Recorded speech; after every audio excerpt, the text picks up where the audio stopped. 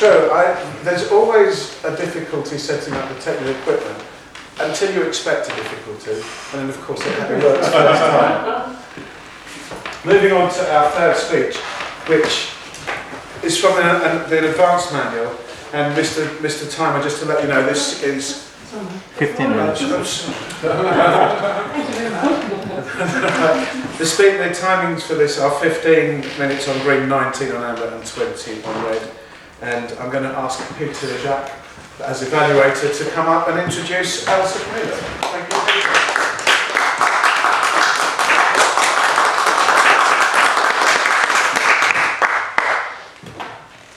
Esteemed Toastmaster, I feel very esteemed. esteemed guests, Elsa Caleb is going to do a speech here from one of the advanced manuals called the Professional Speaker. The project number 1 is the keynote address. She is going to establish a rapport with you in order to galvanize you, match the delivery style to the tenor of the event. She has asked me for you to imagine that you are a collection of people who want to start a business. Now for the pragmatic advice. For the speech entitled Where to Begin, please welcome to the stage Elsa Caleb.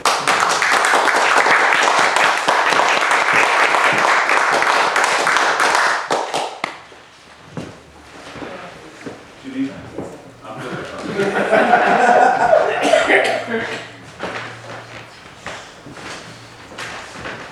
Mr. Toastmaster, fellow Toastmasters, and most welcome guests. Good evening. Good evening. Where to begin? Okay, well, I'm actually here representing an organisation. Okay, the organisation is part of the Federation of Small Business. Has anybody heard of the Federation of Small Business? You have? Oh, brilliant! Excellent. Thanks very much. What do you know about the Federation of Small Business? It helps small businesses. That's a good one. You pay them fees. You pay them fees. Is anybody a member? I had it all. You have been.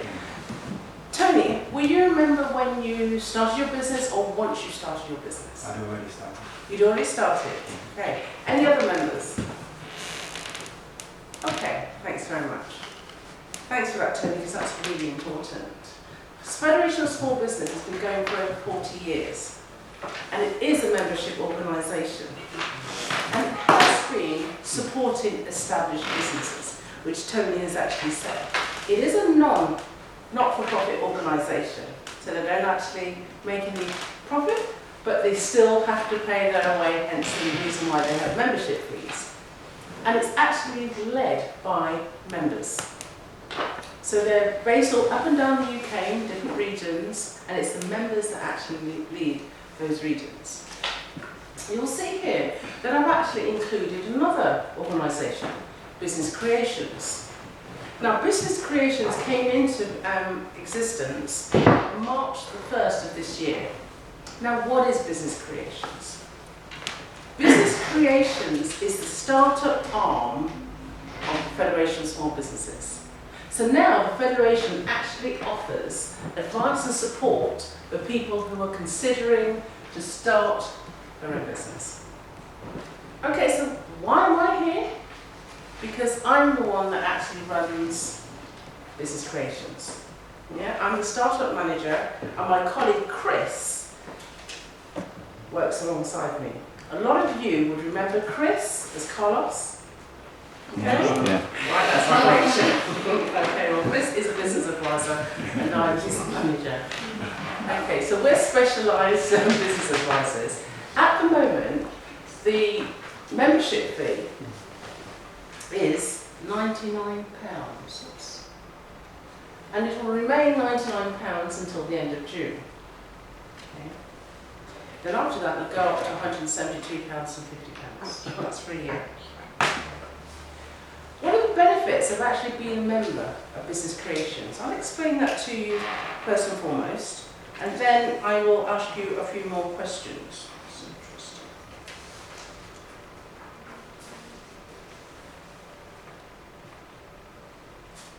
Okay. For the fee of £99, we would actually assist you to set up a limited company. So there's business formation. Okay, you may be a sole trader and you may want to cross over to become a limited company. And the reason why I say that, even though you're an established business and you currently you're a member of the federation, you could use our services if you want to set up a second business. So you may be a sole trader, you want to become a limited company, we will help you set up that limited company at no extra cost.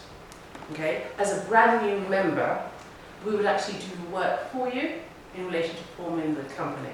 So you wouldn't have to send your memorandum or articles to Companies House. We would actually help you put those documents together and submit them on your behalf. Okay.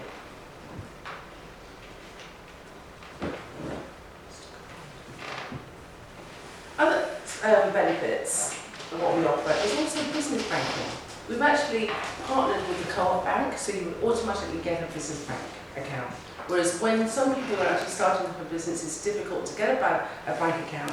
If you want bad credit, yes, or if you really feel that you need to try and knock on doors or try and go back to your bank, you may find it difficult because they may turn around and say, we'd like to see the business operating for at least 3 to 6 months before you give you an account. But straight away, you will get a business account. You will be offered insurance services, and that you'll have a helpline. You don't actually have to take out any insurance policies. Yeah, so as you're running your business and you've got any insurance issues or you want to, perhaps buy some insurance at a cheaper rate, we would actually assist you. Card payment processing, the actual mobile device, you would automatically get one of those as well. And we'll actually help you with the actual processing as well. So there's no actual fee to get that machine. I know a lot of you know it's quite expensive, but as a small business it's handy and it's mobile, so you can take it with you to wherever you want to go to do any transactions. You also get an online advice, which is myself and Chris, and online legal documents as well. Now when I say legal documents, so you may turn around and say, well actually, I don't understand about premises, or I may want to employ some employees. We would have online contracts, documents that you could actually download and actually use with your business. Okay. There are a few other benefits, such as the business startup book for dummies. So we actually give you that as well, so that if you've got some spare time, you can actually read through that, and exciting reading, but it's very helpful, especially if you're not actually able to speak to a business advisor. Do come in and take a seat.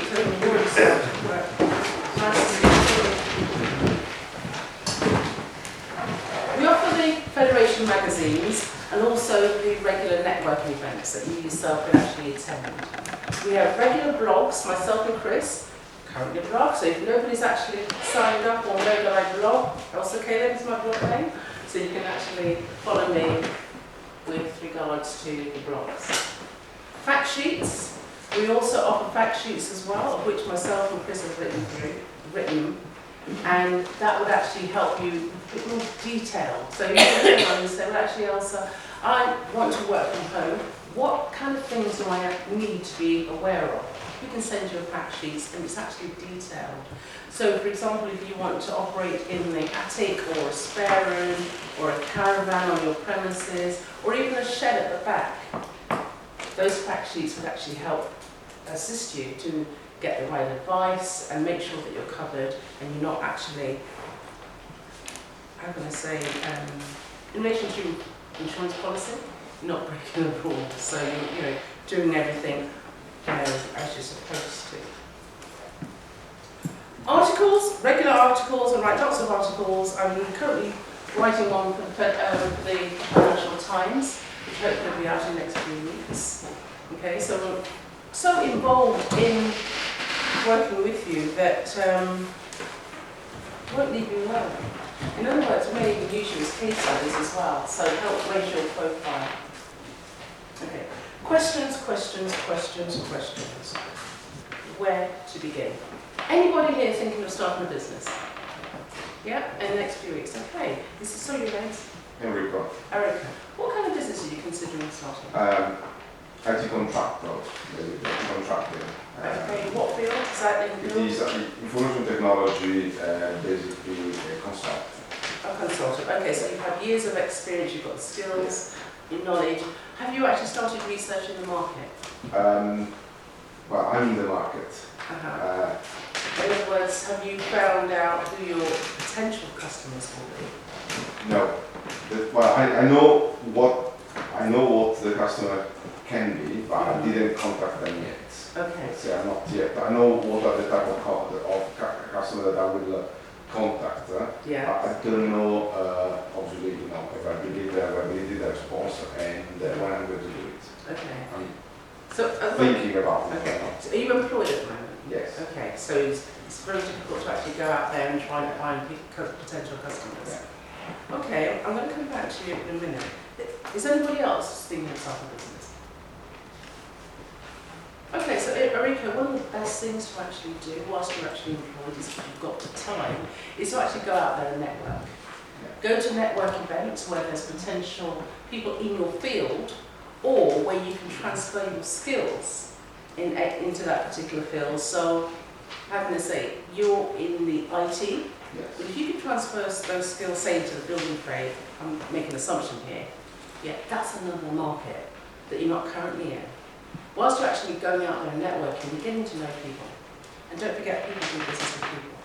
Okay, so, and always remember that even if you are in business, like Tony is and others in the room, that you always, how can I say, there's always a potential customer perhaps sitting next to you.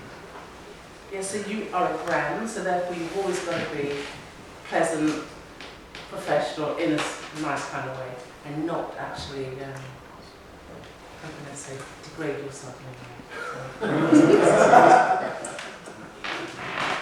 So you've got your idea, you research the areas, like you were saying, that the market and the potential customers. Large firms are really good at actually going out there and doing the work. But as a small business or a consultant, you could actually find a niche that perhaps a large company is not actually doing. Yes, and it could be something very simple like, listening to the customers. Because I know that a lot of people, especially if they've got large amounts of money to spend, they want to ensure that they've got fantastic customer care. And if you can go the extra mile to ensure that the customers are at ease, they give them value for money. Do you know what I mean? You know what it is, that closeness, the relationship that you build with your customer is so key. And if you as a consultant can do that, that can actually help towards your unique selling proposition. Also, even if you've got areas of expertise, like Erika has, you could also consider training, doing DVDs, you could do talks, you can do a lot more than what you're currently doing. You've got to have at least 3 income streams, and that's why I always say to clients, consider 3 income streams, because each business that you do is seasonal within a 12-month period. There's going to be a time when you're very busy, there's going to be a time when things are very quiet. And you need to ensure that you're aware in the industry that you're in when those times are. So the quiet times, you could be upskilling yourself, you could be networking, you could be training. And in the busy periods, obviously you're trading, etc. But you've got to be clear as to when your quiet periods are and your busy periods, and to ensure you've got constant money coming in. Yeah, so for training, for example, very busy, sometimes from January onwards, but around about August and even December it's very quiet. But that doesn't mean that any products that you've actually got, you can't be selling in those times. So at Christmas, you can be getting your products out, etc. So you've got a constant flow. Before you actually start putting into practice and the kind of things that you want to ensure that whilst you're running the business, you'll be happy doing the work that you're doing. Again, it's important that your time is used wisely. If you're a family person, you want to ensure that you're actually able to balance the time between family and business. And you'll find that a lot of women, when they actually decide to have children, shortly after, that's when they go self-employed. Because they want to give the time to the children, to the family, to be able to go to school, watch the assemblies and school plays and things like that. So why not ensure that the business that you're going to do fits your lifestyle, fits the family as well. Hobbies. If you're not sure what to do, consider some of your hobbies. Those hobbies that you do, in some cases, can be transferred into a small business. And you could actually run a small business whilst you're employed at the same time. But make sure that if you do, you're clear as to how you actually start the business in relation to the HMRC, paying the right contributions, etc. Keeping records of your income and expenditure. And submitting at the right time as well. And there's some people that may think, I don't mind doing an online business. I've got lots of things in the house that I can sell, or I'm quite creative and I can put things together and sell. That's another option. But make sure you actually follow your competitors. So you know what your competitors are actually charging. Your competitors at the moment are ahead of you. They're actually running their business, they're in the game. Watch them, see what you can learn from them. And in some cases, you can actually partner with your competitors. And if you think about partnering, that's another avenue of income. And also it strengthens what it is that you offer. Just make sure that you complement each other at the same time, so you're not constantly, competing. So your competitors, in some cases, can be very,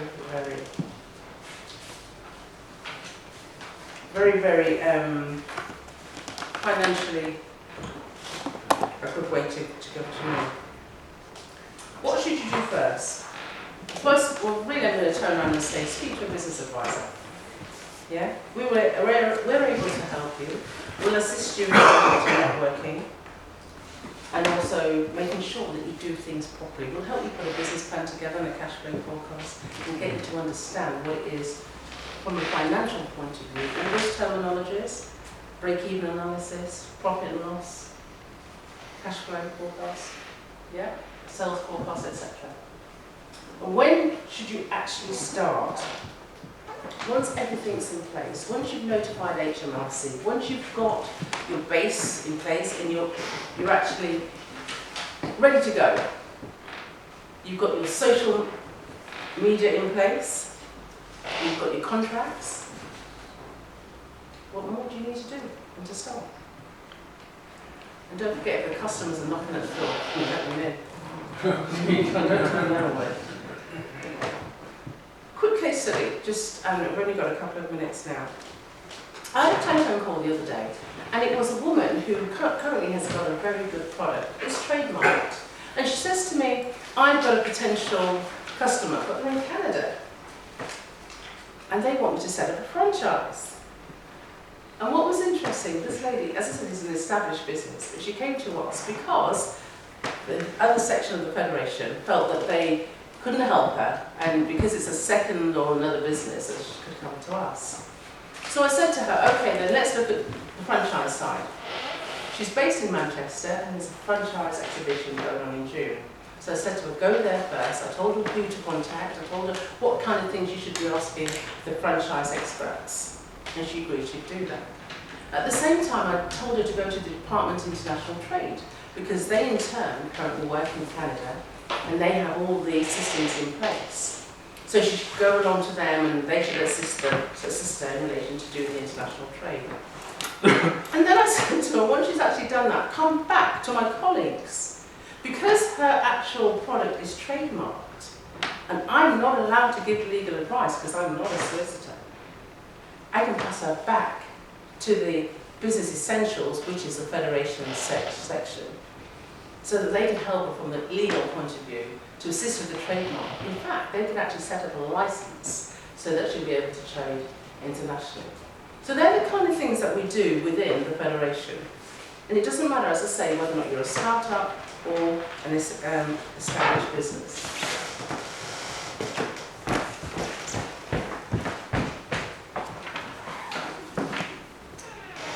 This word, quite apt actually. Trust that little voice in your head that says, wouldn't it be interesting if, then do it.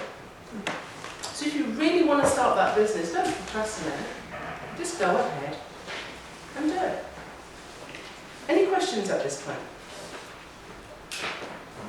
Anybody got any burning questions? What do you do for taxes? In relation to business, okay. You'd have to register with the HMRC.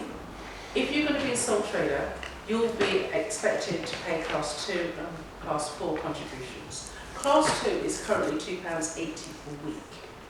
Once you've traded for 12 months, you would actually do your account, so you'll know what your income, you have your income, and you take away your expenditure, and what you've got left, which hopefully is a profit, will be what you'll be paying your tax. You're paying your tax on, and that's Class 4 contributions. So you basically provide a service for taxes? No, we don't actually provide, we'll actually help you through the system. Yeah, okay. Yeah, to ensure that you've got everything in place. And once you've started your business, as I say, you can continue to connect with us, so we won't actually leave you by yourself. But one of the things I would say is that you actually connect with an accountant. Okay, if you're going to be that busy, you can have a bookkeeper as well. Yeah. Okay, so we'll actually assist And you. do you provide tax advisors? We do, once you become established, I will just transfer you, if it's within the first year, to the business essentials, so there wouldn't be a problem there. Last question. If you're selling books, do you have to register a business? If you're selling books, in this country, in the UK, if you earn or you're bringing in £1, you do have to register your business. You're actually breaking the law if you're actually selling goods and not notifying HMRC. Okay, fellow Toastmasters, I want to just thank you for actually taking the time to come this evening to hear what we have to say in relation to business creations. And I'll pass you back over to Mr. Toastmaster.